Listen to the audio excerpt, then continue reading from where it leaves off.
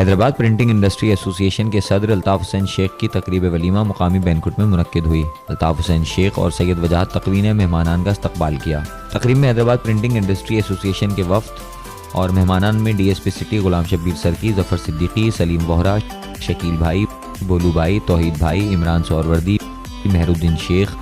फयाज आवान, यूसुफ मेमन, सैयद अली हसन, हसीब गद्दी पठान समेत हैदराबाद की ताज़ा तंजीमों, इलेक्ट्रॉनिक मीडिया और प्रिंट मीडिया के नुमाइंदगान और मुख्तलिफ शोबा ज़िंदगी से ताल्लुक़ रखने वाले सियासी, समाजी, फलाही, ताजिर, सहाफ़ती शख्सियात और अमायदीन शहर ने बड़ी तादाद में शिरकत की।